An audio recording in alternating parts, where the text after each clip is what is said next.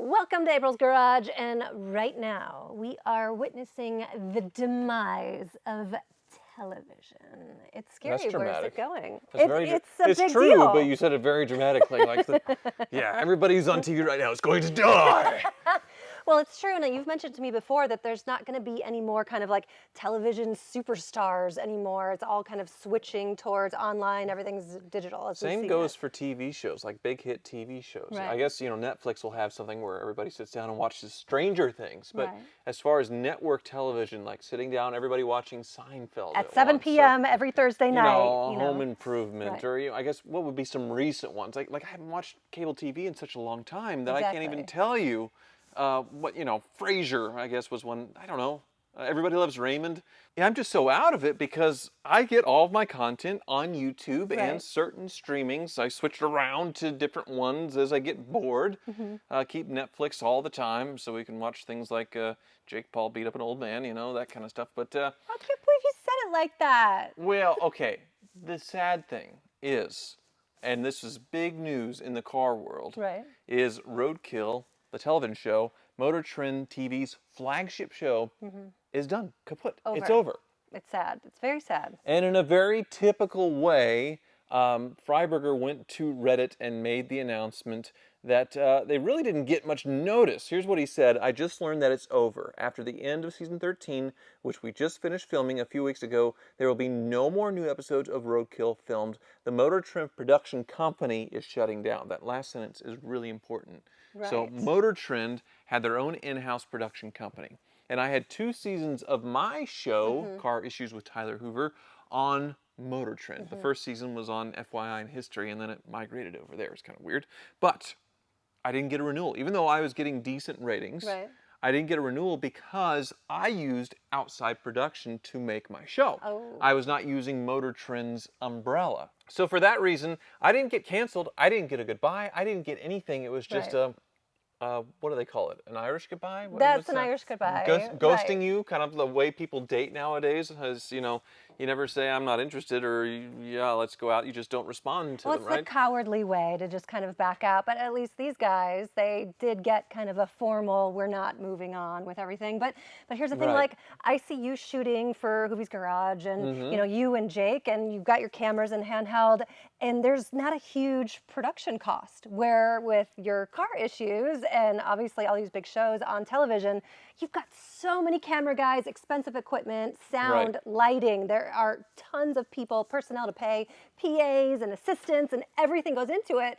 And the money's just not there in TV anymore. It was You a don't need $1 to do million it. budget for me, or a little over, for like 10, 12 episodes. So something wait, like that $1 million was to buy cars and production, or just No, I bought the production? cars. I was just for production costs and I guess the talent Unbelievable. fees to pay me and the Car Wizard and all that $1 stuff. million? I didn't get near the no. It was it was a lot, Right. for sure. And I definitely took the checks while I could get them, but it wasn't very long. I was there at the very end of television. I guess we're still on TV on FYI and History Right. with Barrett Jackson. It seems like they're renewing and doing just fine there. So the big deal with Motortrend and them ending their in-house production company, that's where all their shows came from. Right. I think any show that's on there right now, with a few exceptions, I think Meekum Auctions Yep. has their own production company, and Courtney, Ride of Your Right. Life, Courtney Hansen, does you, her own Courtney. production. Courtney. Yeah. But I think just about everything else on the network is in-house with Motortrend. Right. And they do that because they give a budget for a show, and then since they own the production company, they still make the money from it's a way for them to obviously make the most money. Right, double dip. Yes. Right, exactly. But it's interesting where everything's going, and I feel like we knew this was going to happen. It shouldn't be shocking. It's not a surprise, right? Well, if the production company's shutting down, will they pick up the slack at Discovery, Warner Brothers, or wherever else? But if they're canceling the flagship show, their most highest rated show, Right.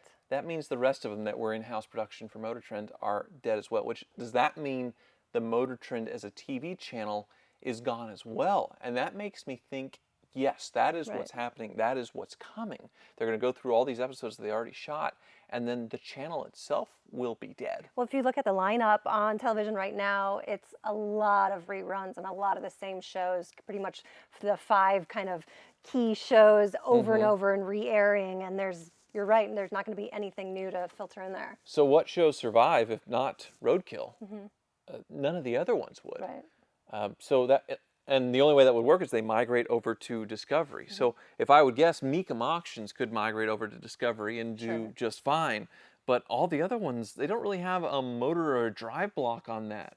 That's not really going to work. And like I said, if they get rid of their flagship show, they're going to get rid of the rest of them. So we are really seeing the death of Motortrend. I would guess it's crazy, but it's easy to see why. In 2017, Motortrend was sold to Discovery, and then in 2022, Discovery was sold to Warner Brothers. Right.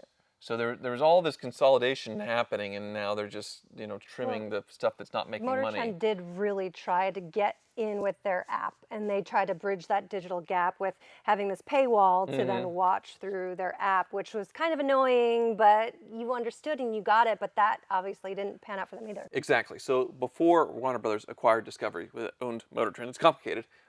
So with my show, season 2, their only metric for success was how many people I got to subscribe to the Motortrend app, the Motortrend on Demand, the $5 a month subscription to that. And it was easy for me to tell my audience, hey, this coupon gets you 99 cents for so many months, and it'll get you on to see the show. And I sold like crazy as far as subscriptions, instantly renewed for a 3rd season. In between 2 and 3, that's when Warner Brothers acquired. And their only metric, what they cared about, was TV ratings. Right.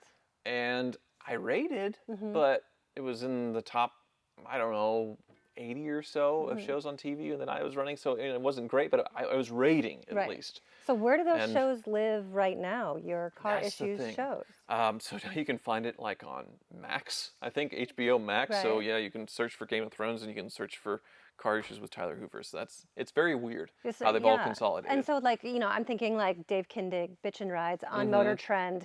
Right. I want to be able to watch those and see those still. Like, I want Dave Kindig to be able to have his own YouTube channel or his own platform or place for those to go to, but I'm sure there's tons of legal tape to get through. But I just feel like shows like that are just going to get buried, which I don't want that to happen. Well, a lot of them do have their own YouTube channels. That's where all the Roadkill guys are coming back to YouTube. It was a big deal when they got taken off YouTube or chose to take this money to go to Motortrend to a paywall.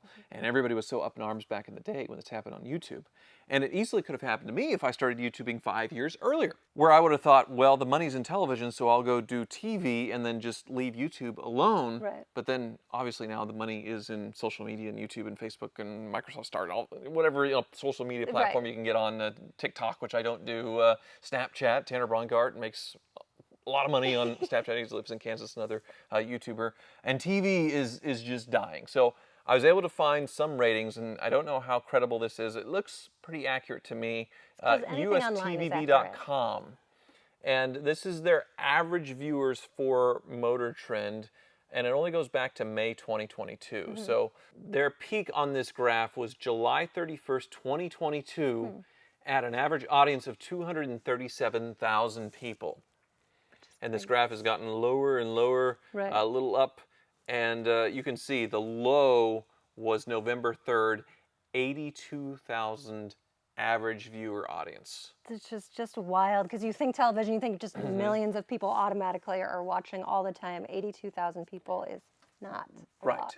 But it blips back up to 108,000 on November 10th as far as their average audience for the week. And that's because the new season of Roadkill had just come out. Right. So I was able to look up the Roadkill show.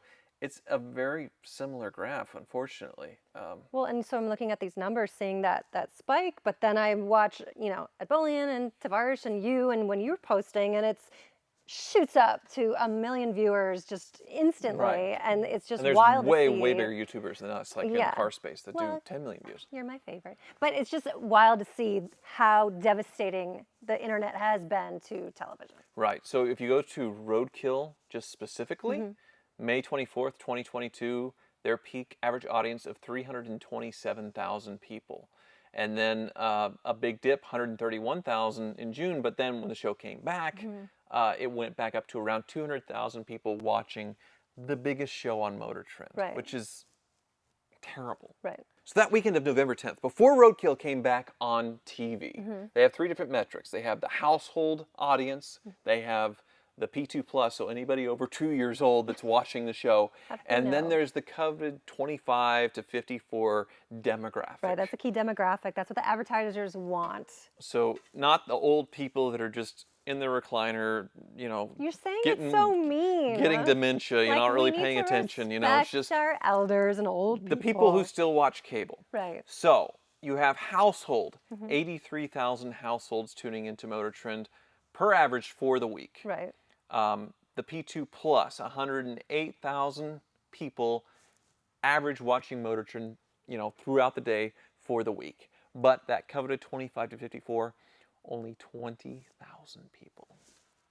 Stop it. Average 20,000 people watching through the week. And they're spending millions. That's the thing on the production. Yeah, on You're production. spending so much money with your personnel and the production and the cost, post-editing. Everything is so expensive, where it's just wild that they've survived this long. Not just Motortrend, but any television out there right now. So when you look at it from like a cost per viewer, and you're not having the streaming side of it, where Warner Brothers Discovery completely abandoned the paywall streaming service for Motortrend, just completely tubed it.